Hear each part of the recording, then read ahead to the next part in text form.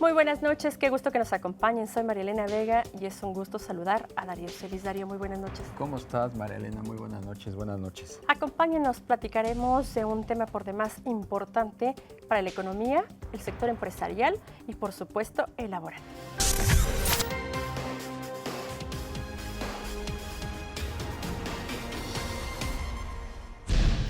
La calificadora Fitch estima que los ingresos y las ganancias de los bancos mexicanos podrían reducir si avanza la propuesta de Morena de bajar comisiones. Los bancos han perdido ya 108,799 millones de pesos. El Instituto Mexicano del Seguro Social informó que en el sexenio de Enrique Peña Nieto se crearon más de 4 millones de empleos formales. El mes pasado, el empleo formal tuvo su nivel más bajo en los últimos 4 meses. El Instituto Mexicano de Ejecutivo de Finanzas aseguró que la expectativa de crecimiento económico para 2019 se redujo de 2% a 1.80% debido a la incertidumbre que generan las decisiones que tome el nuevo gobierno. El sector privado rechazó el anuncio acerca de la consulta ciudadana sobre el Tren Maya, debido a que el ejercicio puede resultar en la toma de decisiones sin una reflexión previa.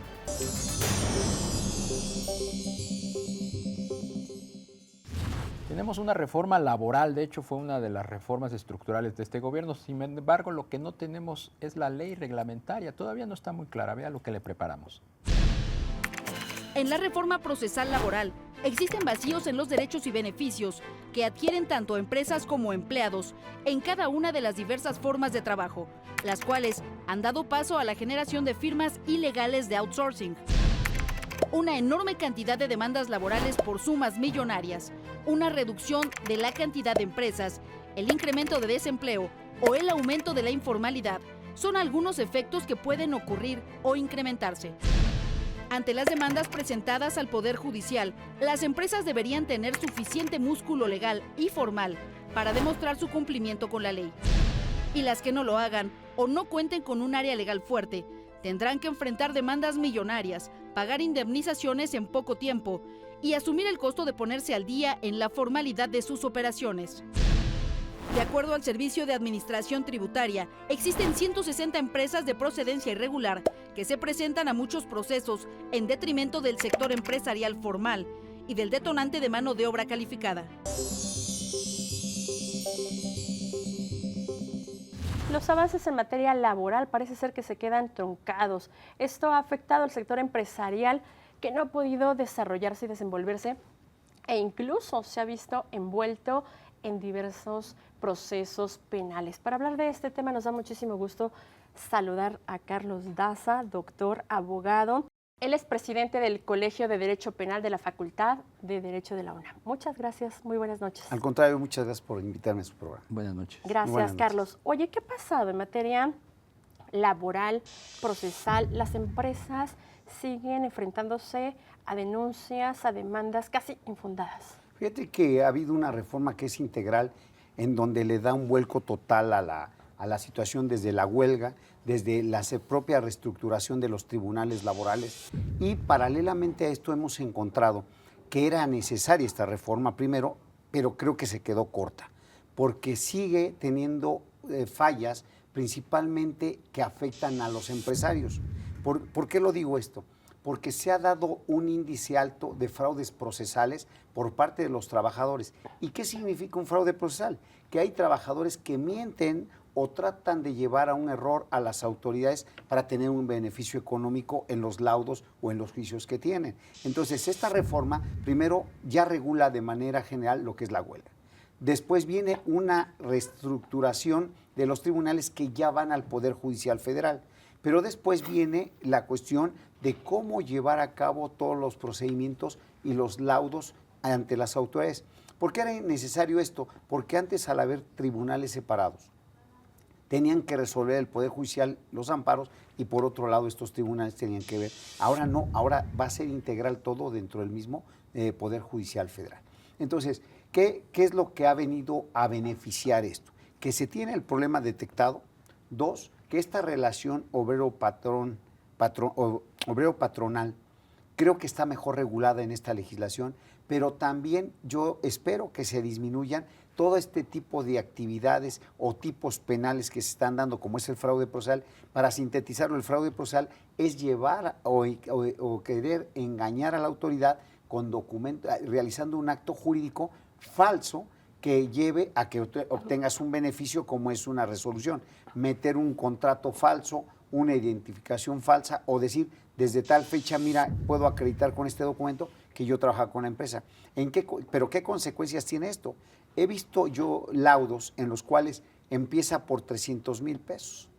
Como se van a juicio, sigue el juicio, ha llegado a convertirse esos 300,000 pesos en 2, 3, 4, 5 millones de pesos. Entonces, esto para una empresa ha llegado al grado de tener que cerrar empresas pequeñas porque es impagable una deuda, o le pueden embargar también la misma empresa. Entonces, como te das cuenta, es un tema muy recurrido, es un tema que ya se está planteando, pero que está creando un giro total en el ámbito laboral. Venimos de una reforma laboral, Carlos. ¿Cómo es posible que esos vacíos se hayan pues dejado pasar frente a toda esta que fue una reingeniería de la actual legislación laboral? Considero que como se hizo a nivel constitucional, tiene que bajarse a la cuestión reglamentaria, es decir, esto que se hizo ya constitucionalmente, ahora tiene que adaptarse a ello. Quiero hacer paralelamente una comparación. Tenemos una reforma en materia penal que es de junio del 2016. Tenemos 2 años y todo mundo está renegando de ella porque se está dejando en libertad a la persona, porque el procedimiento... Y lo mismo pasa con las reformas. Se hacen a nivel constitucional, se bajan y cuando se bajan se tienen que ir adaptando a la problemática. Creo yo que es un gran error lo que se ha hecho, porque se hicieron 8 años para la reforma penal. Para la reforma laboral llevamos mucho más tiempo. Y sin embargo, se hace la reforma, pero no se piensa cómo implementarla y hacerla que tenga eficacia inmediata, que es precisamente tu pregunta. ¿Cómo es posible que venga una reforma, se vanagloria esta reforma, pero que en la práctica no se pueda aterrizar y que pueda funcionar? Porque esto desincentiva la inversión extranjera y nacional de nuevas empresas. Y de ahí por eso no funcionan esquemas como la del primer empleo o generación de primer empleo. Mi despacho se dedica precisamente a asesorar empresas internacionales y nacionales. Y lo que hemos detectado es que ellos se decepcionan terriblemente de los sistemas judiciales que tenemos en México. Por ejemplo, que un trabajador demande, y no nada más demande a quien es su patrón directo, sino que vaya con los directivos generales de las empresas. Entonces, imagínate una gente que está en Nueva York o que está en China y que de repente se tiene que presentar a declarar cuando no sabe ni de qué eso fue lo que sucedió, pues son problemas graves para esto. También hay empresas que tienen grupos de abogados que bueno, pues tratan de ver la forma de cómo beneficiar a su empresa. Entonces, estas son las dos pugnas, ¿no? Por un lado, el trabajador con todas estas artimañas que le favorece con la ley, y por el otro lado, los abogados de los empresarios que se enfrentan para efecto. Al final, creo que es negativo esto para nuestro país, porque va a desalentar la inversión. De invertir aquí donde hay una problemática legal que no le favorece a la empresa, pues me voy a otra donde pueda tener un paraíso y que me pueda servir a mí, ¿no? ¿Cómo casa estas inconsistencias de la legislación que se tienen que subsanar? ¿Cómo casa con la idea de la relación laboral que está implementando o que va a implementar el nuevo gobierno de López Obrador a partir de diciembre, en donde empezamos a ver que se están empezando a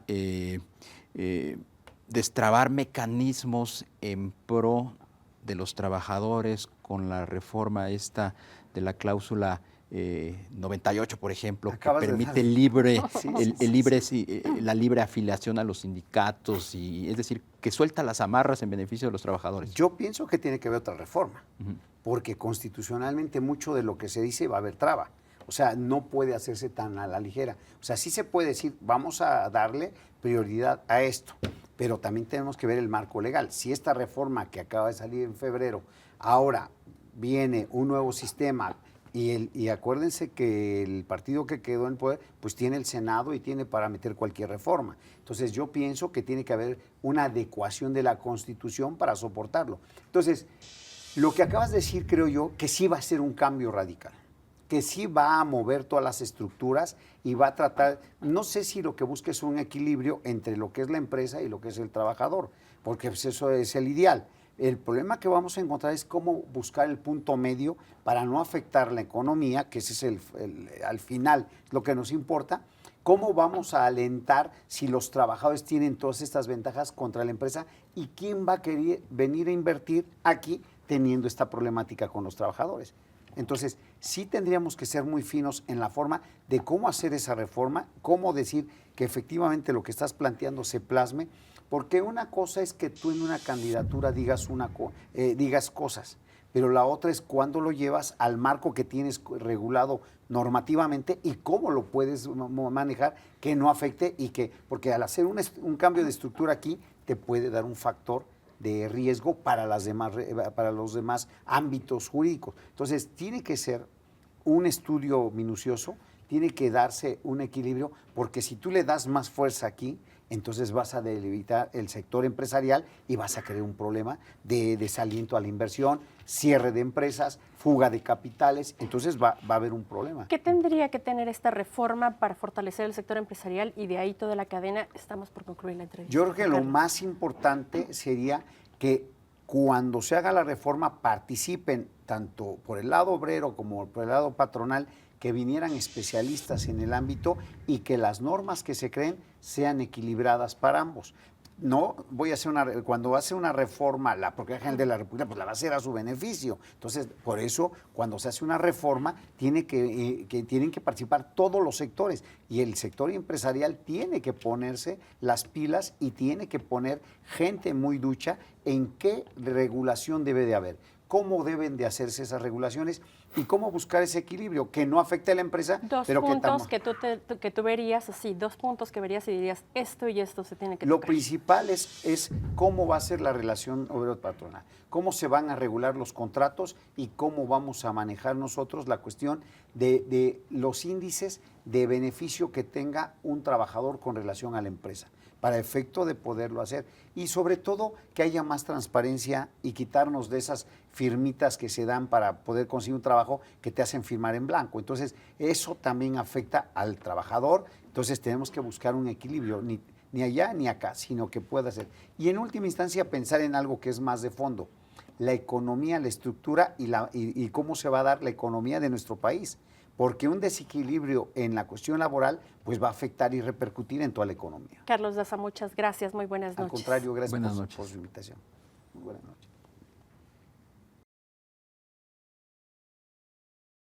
Pues vaya desafío que tienen las empresas, tienen que pugnar porque se actualice, se haga más competitiva la reforma laboral. Así es, si es que queremos mayor inversión, pues tendrán que hacer un gran esfuerzo en este sentido. Darío Celis, muy buenas noches. Buenas noches, María Elena Vega. Muchas gracias por acompañarnos. Recuerde que el próximo miércoles tenemos una cita, 11:15 de la noche, Índice Económico por ADN 40.